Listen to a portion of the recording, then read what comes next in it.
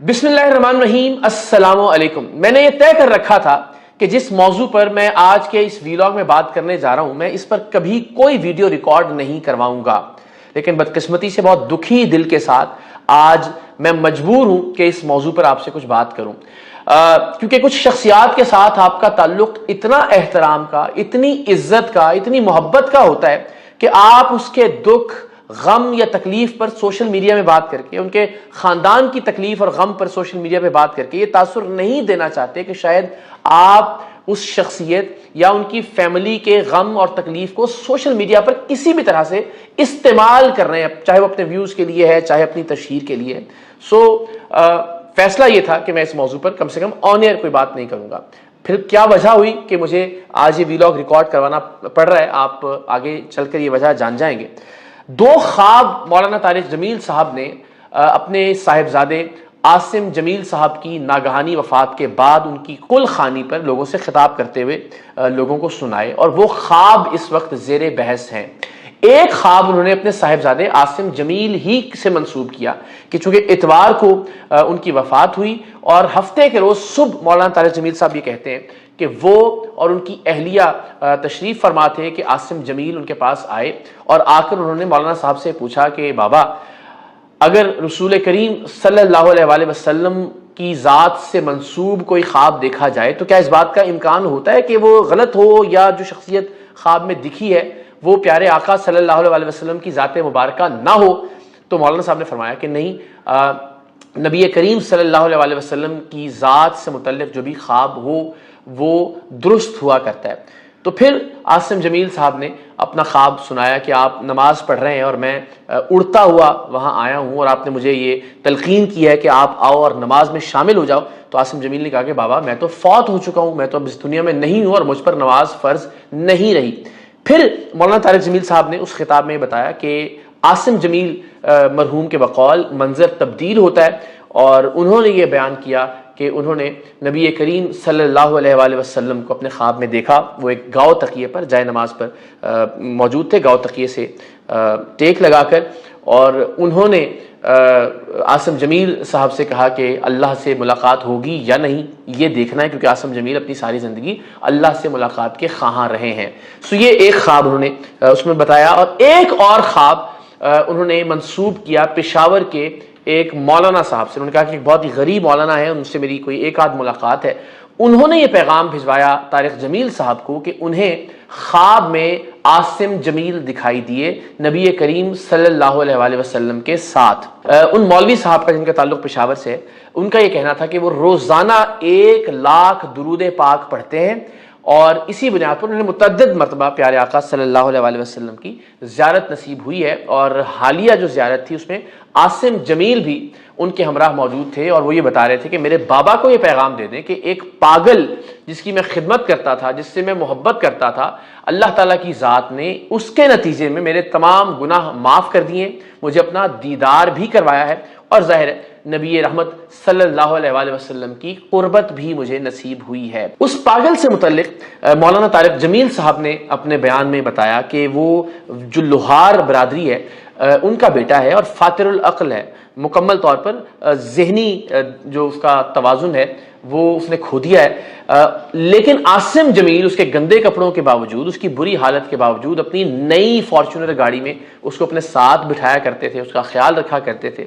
फिर मौलाना तारिक जमील साहब ने यह भी बताया अपने उस खिताब में कि वो पागल रात 10 बजे एक फैमिली के मेंबर ने उसे आसिम जमील साहब की कब्र पर बैठे हुए देखा और वो उनको याद कर रहा था, और वो उस पागल के साथ आसिम जमील साहब बड़ी शफकत से पेश आते थे, बड़ी मोहब्बत से पेश आते थे। आसिम जमील के कजन ने भी और मौलाना ने बताया कि वहां चूंकि जमींदारों का, नौकरों का एक रियाया और सरदार वाला ताल्लुक है, लेकिन आसिम जमील उन्हीं के बर्तनों में खाना खाया करते थे, उन्हीं के साथ बैठा करते थे, और ऐसे ही लोगों के साथ शफकत और मोहब्बत का इजहार करते थे। और वैसे उस पागल की वजह से, जो कि किसी का नाम नहीं जानता था, लेकिन आसिम जमील साहब को मियां मियां कहकर मुखातब किया करता था और उनसे प्यार करता था, और वही प्यार आसिम जमील भी उनसे करते थे। तो आसिम जमील साहब जिन मौलाना साहब के ख्वाब में आए, पेशावर के जिन मौलवी साहब के, उन्होंने ये पैगाम मौलाना तारिक जमील साहब तक पहुंचाया कि आसिम जमील की मगफरत का बायस बना है वो मोहब्बत, वो प्यार जो वो उस पागल से किया करते थे।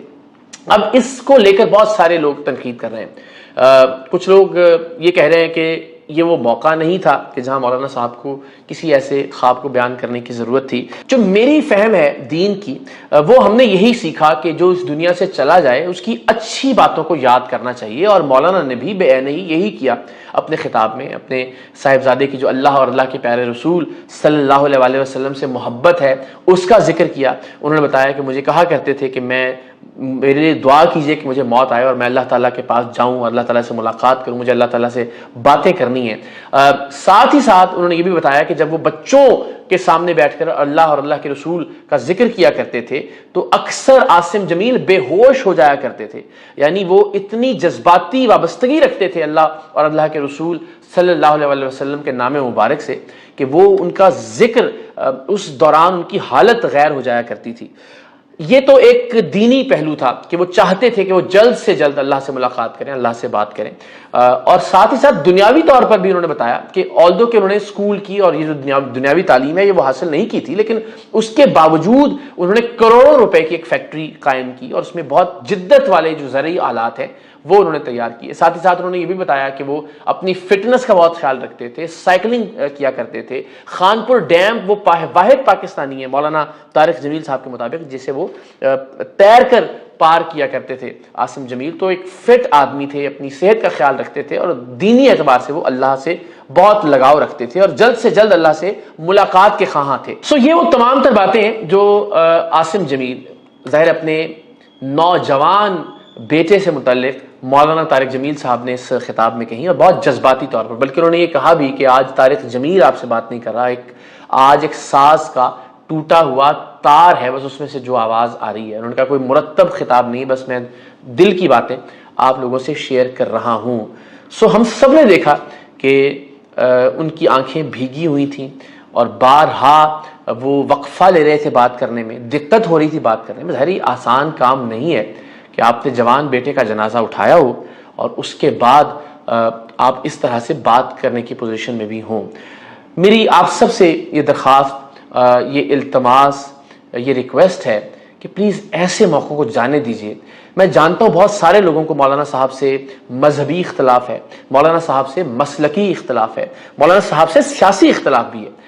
بلکہ میں سمجھتا ہوں کہ یہ زیادہ بنیادی اختلاف ہے، چونکہ مولانا صاحب عمران خان صاحب کے پاکستان تحریک انصاف کے حامی تصور کیے جاتے ہیں، ان سے متعلق وہ ہمیشہ خیر خواہی کا، نیک خواہشات کا اظہار کرتے ہیں. تو یہ بات بھی شاید عمران خان صاحب کے سیاسی مخالفین کو بڑی چبھتی ہے، اور یہی وجہ ہے کہ مولانا طارق جمیل صاحب کے جوان صاحبزادے کی موت کو لے کر بھی تنقید کا سلسلہ بند نہیں کیا جا رہا. تو میں ہاتھ باندھ کر آپ سب سے ریکویسٹ کرتا ہوں کہ ایک باپ کا جوان بیٹا اس دنیا سے چلا گیا ہے، ایک ضعیف باپ نے اپنے جوان بیٹے کے جنازے کو کندھا دیا ہے. خدا کے واسطے اپنے سیاسی اختلافات کو یا سیاسی نفرتوں کو اس معاملے میں نہ لے کے آئیں. اور یہ پہلا موقع نہیں ہے کہ جب مولانا طارق جمیل خام خواہ کی تنقید کا نشانہ بنے. اس سے پہلے وہ ایک لیموزین میں بیٹھنے کی ان کی تصویر تھی جو سامنے آئی اور اس پر لوگوں نے تنقید کی. ہم سب جانتے ہیں ایک بڑے زمیندار گھرانے سے مولانا طارق جمیل صاحب کا تعلق ہے اور ظاہر وہ خود بھی ایسی چیزیں افورڈ کر سکتے ہیں، لیکن وہ پاکستان کے باہر ایک ملک کی تصویر تھی کہ جہاں ایک لیموزین میں ان کو بٹھایا جا رہا تھا. ہم جیسا خاکسار بھی جب کہیں جاتا ہے تو وہاں بھی لوگ بہترین گاڑیوں میں ریسیو کرتے ہیں، تو یہ ان لوگوں کا پیار ہوتا ہے. تو آپ ظاہر انکار تو نہیں کر سکتے کہ آپ لیموزین لے جائیں، میں پیچھے ٹیکسی میں آؤں گا.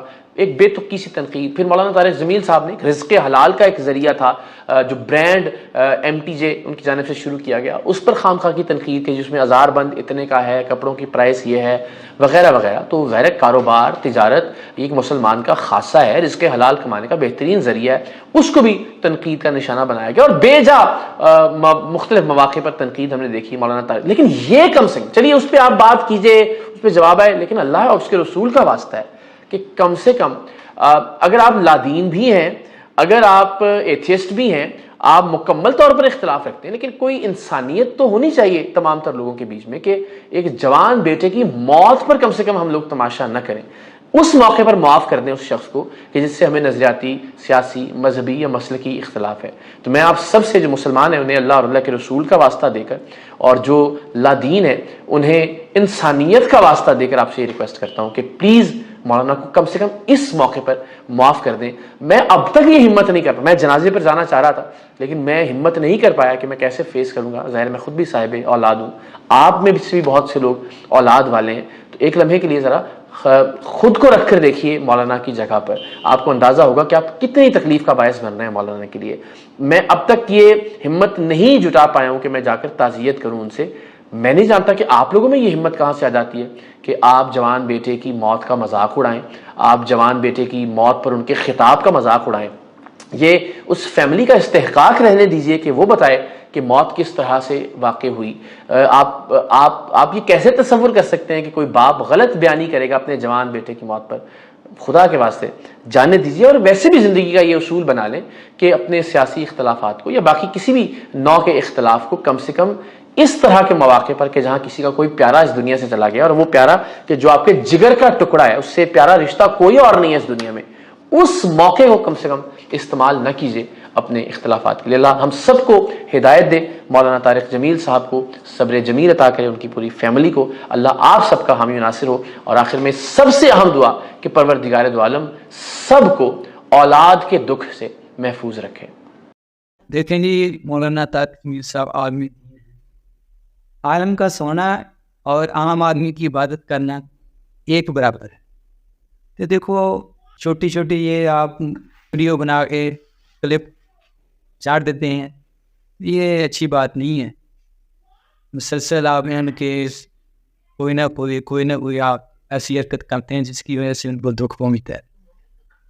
تو ہماری گزارش یہی ہے آپ ایسا نہ کریں. دیکھیں جو بچہ ہے جس کا گیا ہے اس کو ہی پتہ ہے, دوسرے آدمی کو نہیں پتہ. اللہ نہ کرے کسی کے ساتھ ایسا ہو جیسے مولانا طارق جمیل کے ساتھ ہوا ہے. تو یہی گزارش ہے آپ کی, آپ ان باتوں کو پرہیز کریں, ان سے بچیں. یہ دنیا اور آخرت کے لیے آپ کے لیے ٹھیک نہیں, دنیا میں بھی نہیں ٹھیک اور آخرت کے لیے تو بالکل ہی ٹھیک. اللہ حافظ.